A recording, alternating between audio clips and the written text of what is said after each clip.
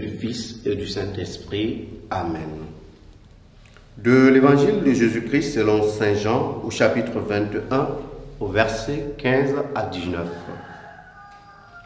Jésus se manifesta encore aux disciples sur le bord de la mer de Tibériade.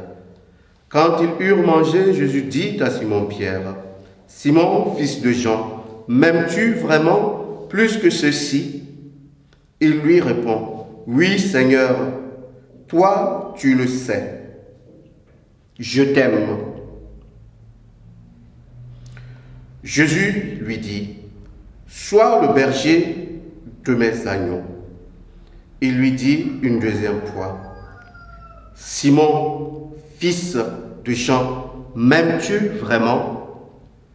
Il lui répond, « Oui, Seigneur, toi tu le sais, je t'aime. » Jésus lui dit, « Sois le pasteur de mes brebis. » Il lui dit pour la troisième fois, « Simon, fils de Jean, m'aimes-tu » Pierre fut peiné parce que la troisième fois, Jésus lui demandait, « M'aimes-tu » Il lui répond, « Seigneur, toi tu sais tout, tu sais bien que je t'aime. » Jésus lui dit, « Sois le berger de mes brebis. Amen, amen, je te le dis. Quand tu étais jeune, tu mettais ta ceinture toi-même pour aller là où tu voulais. Quand tu seras vieux, tu étendras les mains et c'est un autre qui te mettra ta ceinture pour t'amener là où tu ne voudrais pas aller. » Jésus disait cela pour signifier par quel genre de mort Pierre rendrait gloire à Dieu. Sur ces mots, il lui dit, « Suis-moi. » Acclamons la parole de Dieu. Louange à toi, Seigneur Jésus. Bien-aimés dans le Seigneur, aujourd'hui, le Seigneur nous instruit à travers Simon-Pierre. Pierre, qui a renié le Seigneur 3 fois, aujourd'hui confesse 3 fois son amour et son attachement pour le Christ. Et c'est là aussi qu'on pourrait comprendre la pertinence de la prière sacerdotale du Christ, qui a prié pour que ses disciples ne défaillent pas.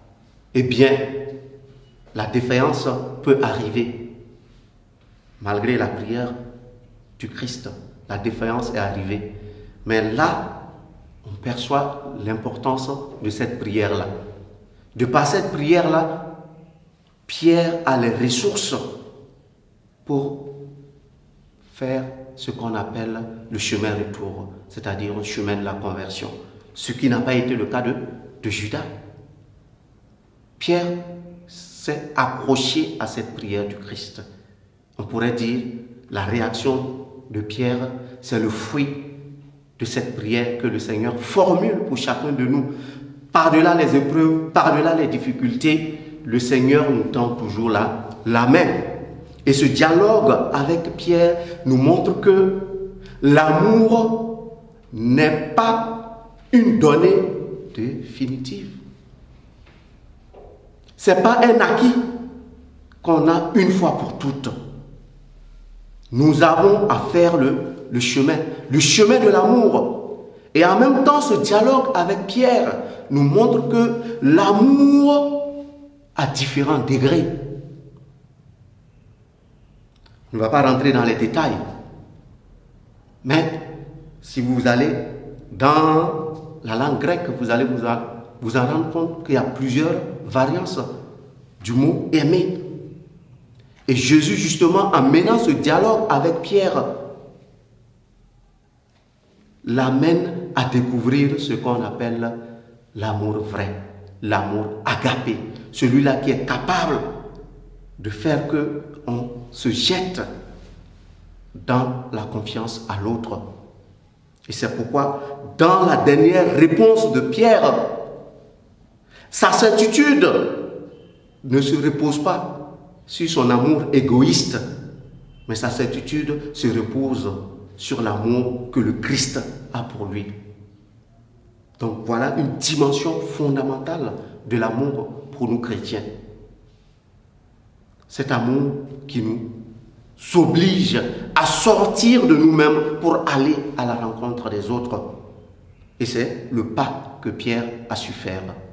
Au cours de cette journée, nous allons demander au Seigneur qui nous aide à faire aussi ce chemin de l'amour vrai, qui nous rend capables de nous décentrer de nous-mêmes pour nous ouvrir aux autres. Loué soit Jésus-Christ.